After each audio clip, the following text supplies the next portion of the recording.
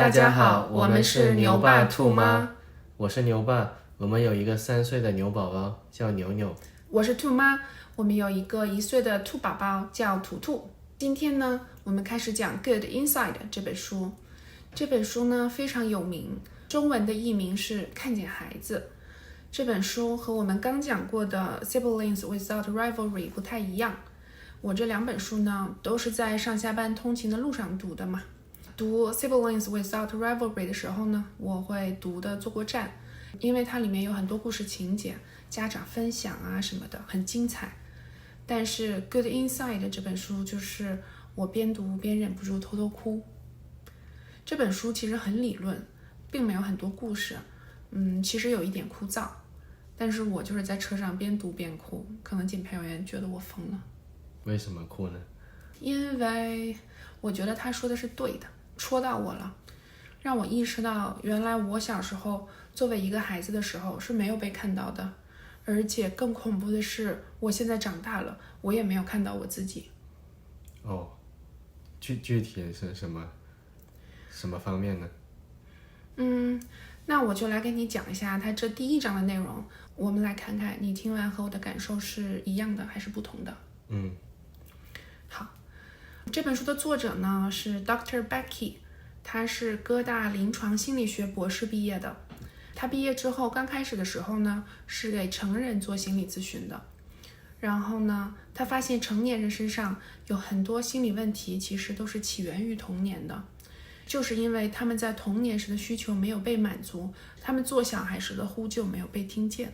我想起来了一句话，就是幸福的人用童年治愈一生，不幸的人用一生去治愈自己的童年。对，所以等作者有自己的小孩以后，他开始花很多时间给父母做咨询，提供育儿指导，因为他觉得他从大人的身上看到过他们童年的缺失，他想把他这种理解应用在孩子和家庭身上，这样这些孩子长大以后就不会有他看到过的那些心理问题。他做育儿咨询的时候呢，他发现他的客户都是对自己小孩的行为感到困扰的家长。比如说他的客户会问他Dr. Becky， 我们家本来已经戒了尿布的小孩，最近又开始随处小便了，我们试过奖励呀、惩罚啊，但是都没有用，我们该怎么做呢？或者呢 Dr. Becky， 我们5岁的小孩对妹妹非常的差劲，情绪也总是崩溃，我到底该怎么做呢？他还举了一个例子是Dr. Becky， 我们家12岁的小孩特别的叛逆，我到底该怎么做呢？所以家长都是因为小孩的行为有问题，不知道该怎么做才可以修正这些行为，才来向 Dr. Becky 求助的。那 Dr. Becky 的观点是呢，这些行为是可以修正的，但是有一个最重要的问题，我们家长应该搞清楚的是，孩子的行为只是一个线索，这个线索可以帮你发现这个孩子还有这个家庭正在经历什么困难。他要帮助家长解决掉的问题，不是说我的孩子怎么能这样做呢？怎么才能不让他这样做了呢？而是我的孩子为什么会这样做？他的内心在为什么烦恼和挣扎？我应该怎么做才可以去帮助他？所以你现在懂为什么这本书的中文译名是看见孩子了吗？这个译名我其实觉得真的挺好的，这就是这本书的核心，就是大人烦恼的是小孩外在的不好的行为，但其实这些行为是小孩向大人求助的信号。大人要做的是从外在的行为看见小孩的内心，而小孩的内心你要相信他总是好的，这就是这本书的名字在讲的 Good Inside。作者说呢，他曾经参加过一个给临床心理医生提供的培训班，就是教他管教方法去应对小孩的不良行为的。那套方法是什么呢？比如 time out。 什么是 time out 呢？就是面壁思过，就是出去外面站着去。对，这种方法其实现在很多育儿专家都还在推荐，我本人也见到过不止一个家长还在用这个方法。作者觉得这套方法听起来是很有逻辑的，而且短期内确实可能会有效果，但这些方法让他觉得非常的厌恶，他直觉上觉得不对劲儿，因为他觉得如果别人这样对他，他是没有办法接受的。比如说 time out， 在小孩被送去面壁思过的那一刻，是不是其实正是他们最需要父母的时刻呢？这些方法是能让孩子更听话，更方便父母管理，但是他有没有人性呢？他有没有对小孩的理解和接纳呢？家长只是在消灭孩子的坏行为，他并没有看见孩子内心的想法和需求。孩子是有这些坏行为，但这并不代表这个孩子的全部。还是刚才那句话，孩子外在的行为其实是小孩向大人求助的信号。这是他的理论。他认为，当你做到理解孩子的情绪，看到他的需求，你能改变的不只是他的行为，也能让你们的亲子关系更和谐。因为你做的事情不是在管教这个小孩，而是在和这个小孩建立连结，而这同时也能让你自己的内心感觉更好。其实这里就和我们 Siblings Without Rivalry 讲的那一期很像，就是你接纳了孩子的情绪，他的行为才能变好。对吧？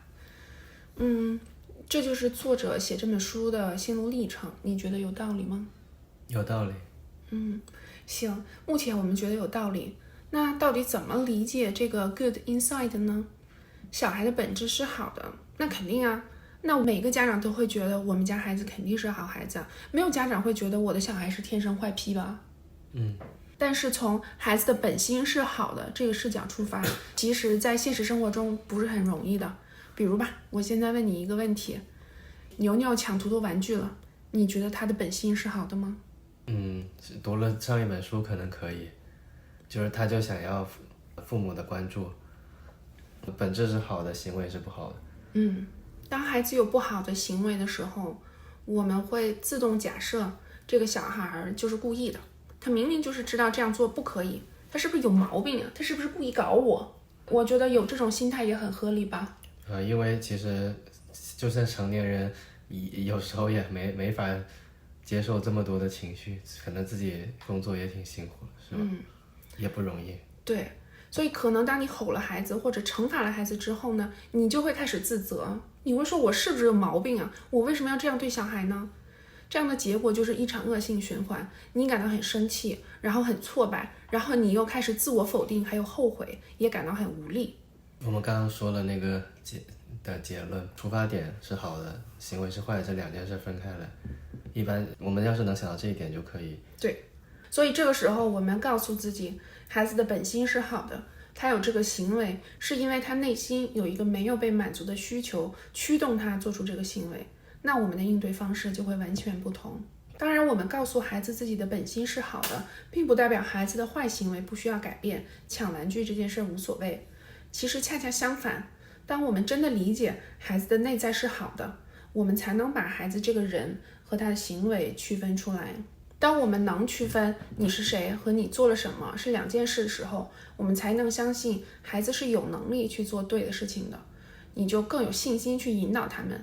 你会给他们提供一个非常安全的环境成长，他们可以在这里练习失败，然后学习，而不会说一旦做了什么坏的行为，马上就会被贴上坏孩子的标签。好，现在我们知道我们该做的事是相信小孩是好的，可是这其实是非常难做到的。作者提了2个原因。第一个原因是人类为了存活，我们就是这样进化的，就是我们的大脑本能就会偏向负面，我们更容易看到的是哪里做错了，而不是哪里做得好。第二个原因是家长自己的童年经历会深深影响我们对孩子行为的理解，还有我们对孩子行为的反应模式。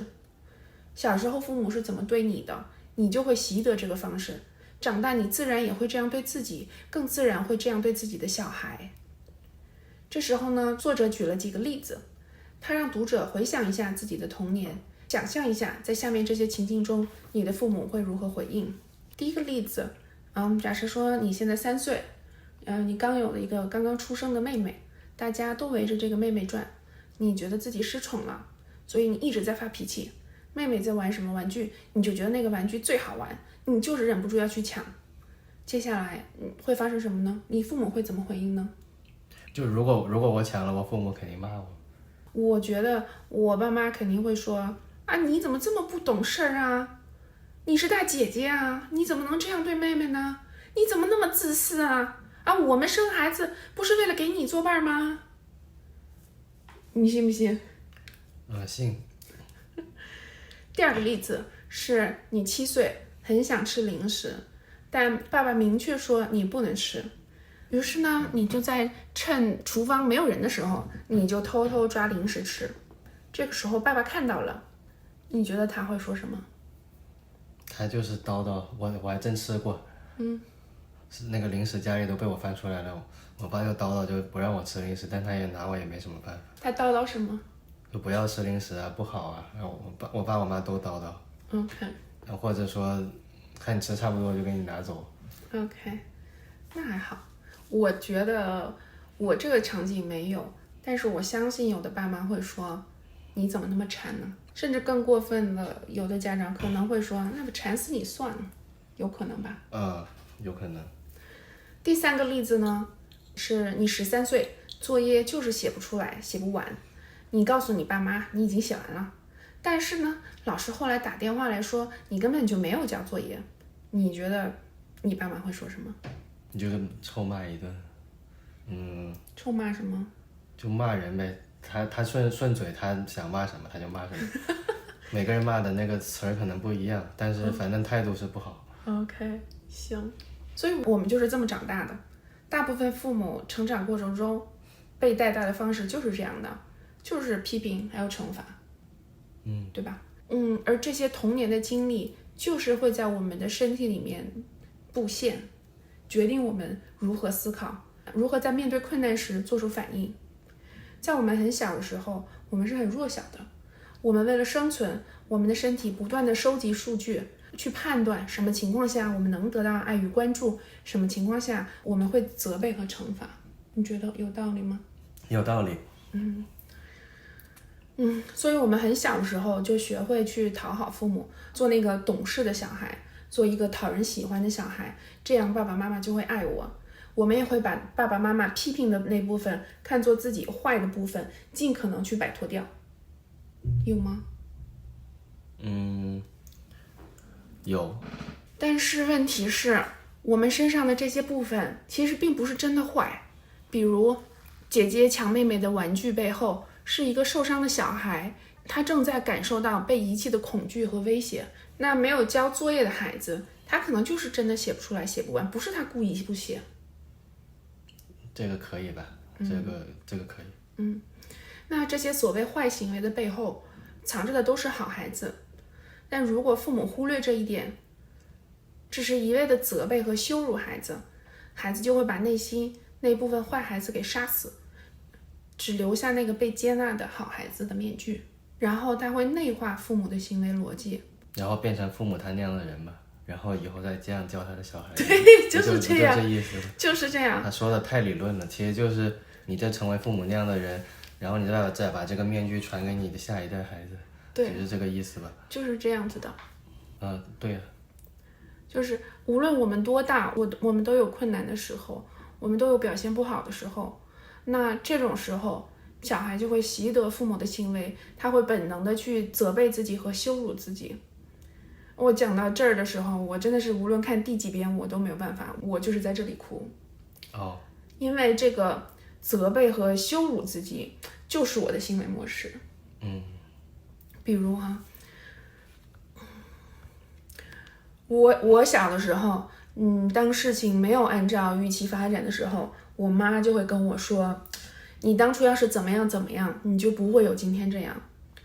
那我现在长大了，我就变成说我没有办法忍受任何预料外的事情，一旦事情不顺利，我就会变得非常的焦躁，我就会责备自己，我就会对自己说，你为什么没有想到，如果你当时做了什么什么就不会这样了。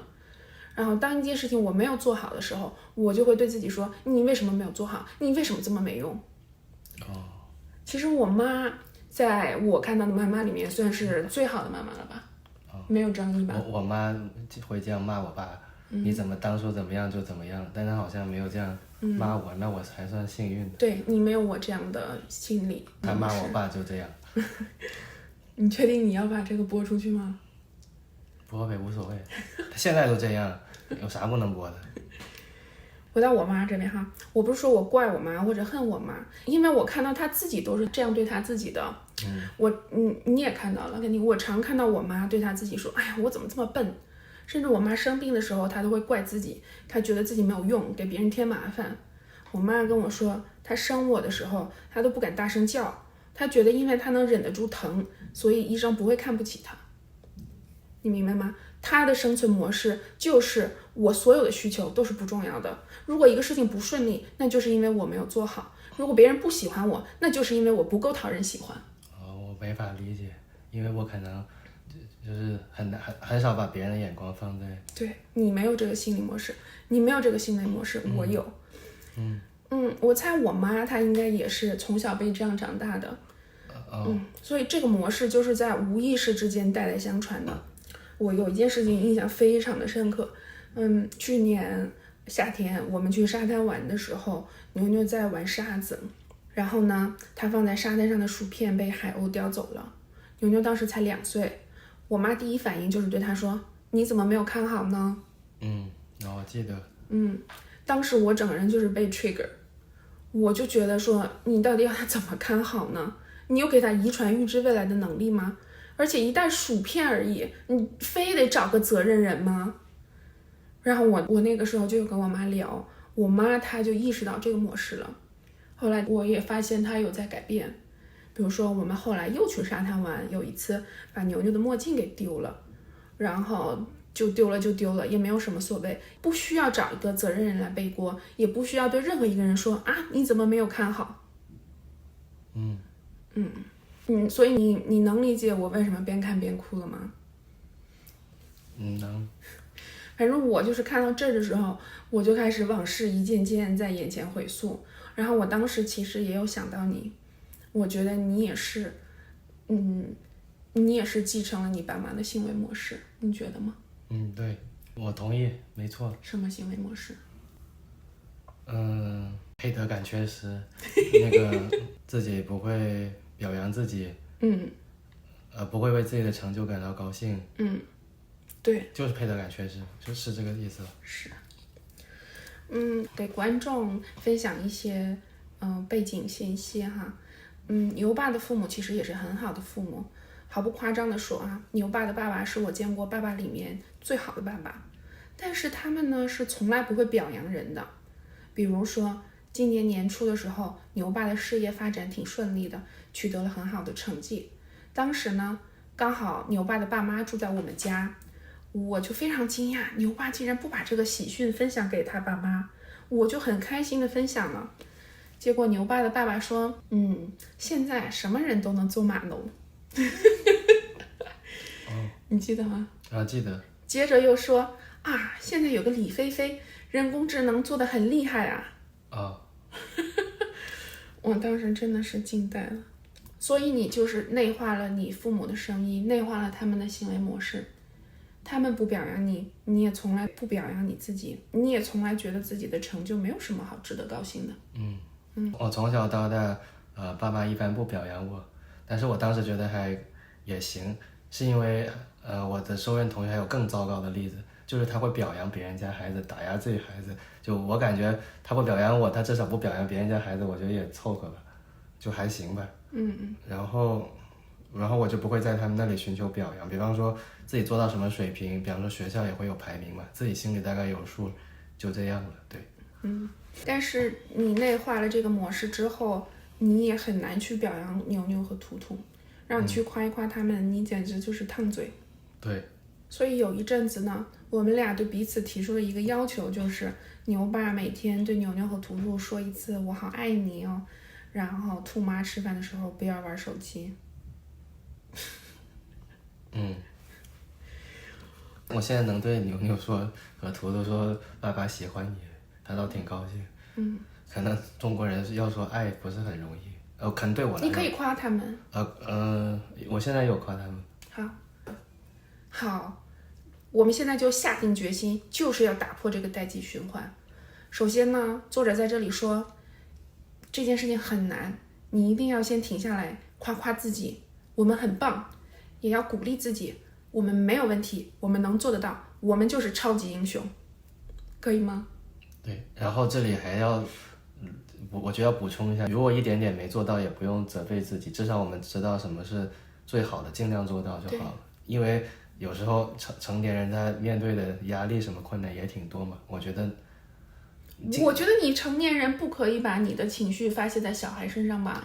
不是，这不是什么理由吧？就比方说，孩子每天可能有好多不好的行为，你如果有一两次实在是没有看见，也不用太自责，因为你前面提到了嘛，我们会陷入那个自责的循环嘛，也不要太苛责自己。如果他有5、6个不好的行为，你看见了3、4次，也要鼓励一下自己。好，我们会慢慢变得更好的。这样你就可以跳出那个循环了。对，我们想要打破这个代际循环，我们该怎么做呢？作者这里提出了一个方法，就是重塑我们身体的反应回路。回到牛牛抢图图玩具那个例子，比如说牛牛抢了图图的玩具，我们不是责备他，而是像我们在《Siblings Without Rivalry》那本书里学到的一样，第一步，先是接纳他的情绪。比如说你可以描述他的情绪，说你现在就是觉得图图手里的玩具最好玩，或者你描述他的愿望，说你现在就是想玩图图手里的玩具。第二步呢，你可以跟他说，你这样想是可以的，但是这样做就不行。爸爸妈妈跟你一起去找一个好玩的玩具，等图图玩完这个了，我们再回来玩这个。然后呢，第三步你可以跟他说，你超级棒，你能做得到的。你觉得合理吗？这样他长大以后，他就知道怎么察觉和接纳自己的情绪，而且他会相信自己有能力去做对的事，同时他也会对自己的感觉很好。再之后呢，他也会用这样的方法对自己的小孩。讲到这里呢，我其实觉得这本书的名字翻译成看见孩子还是缺了点什么，因为他其实不仅教我们看见了孩子，还看见了自己。就还是那句话，养育小孩其实是重新养育了自己，因为学会了爱小孩，也学会了如何爱自己。对，就是当我学会了不责备小孩，那我就学会了我不会再责备自己。而当你学会了表扬小孩，那你就学会了表扬自己。在这一章的最后呢，作者提出了一个概念，叫 The Most Generous Interpretation，MGI。翻译过来就是最慷慨的解读吧。他说用这个 MGI 可以来帮助我们在行动的时候做到去相信小孩的本心是好的。做法呢，就是无论在面对孩子、朋友还是另一半的时候，你在发火之前停下来先问问自己，对于刚才发生的这件事情，我最慷慨的解读是什么？好的，可以。那回到我们牛牛抢图图玩具的例子，你觉得最慷慨的解读是什么？慷慨解读就是牛牛要爸妈的关注。他为什么要爸妈的关注？因为以前只有他自己一个人，现在有了图图，他觉得他爸妈的关注变少了。因为他还小，他可能没办法表达出来他所有的情绪，他的身体容纳不下这么多的情绪，所以就用不好的行为表达了出来。他这样做不是因为他是一个坏孩子，只是因为他太痛苦了，他处理不好。在这里我以这个例子总结一下这一章吧，就是当父母的关注不是在孩子外在的行为，而是他内在的世界，其实也是在教小孩学会关注自己内心的世界，觉察自己的情绪，这其实是情绪调节的基础。慢慢的他们就可以积累情绪调节的能力。然后我们的孩子会从我们回应他们的方式中形成自我认知，他们就真的会相信，虽然我现在做了不好的行为，但我的本心是好的。然后他们就能因此拥有真正的自信，他们就会相信我值得被爱。好了，那这一期就是这样了。听完这一期，如果你只记住一件事，那就是你是 good inside， 你的孩子也是 good inside。好了，其实这个和现在网上那些，就是一旦自己有点问题，就刚说那个什么原生家庭是不是？什么自己身上有的问题，全部都怪上原生家庭。你不喜欢这样？我不知道这个是不是一个不叫负责任吧，就是是不是一个太笼统的解释，什么东西都怪原生家庭。但你觉得你和我真实本人的例子，我们形成这样的行为模式，怪不怪原生家庭？怪。对，就完了。可以吧？那是不是每一个人其实都有对原生家庭不满意的地方，或多或少？是呀，或大或小，对吧？对，我相信我们父母这样教我们的时候，他们不是恶意的，他们也是 good inside。只是他们没有在那个时候的认知的局限性。对，因为他爸妈他们继就这么，承对，他爸妈就是这么教他的，所以他也只知道这样去教孩子。对，就怎么说，我们可能或多或少孩子长大还会怪原生家庭，但是我们至少能比上一代做得好一点。对，我们至少察觉了这一个问题，然后我们能在这个问题上做得更好。好，那就到这儿喽。好，再见啦。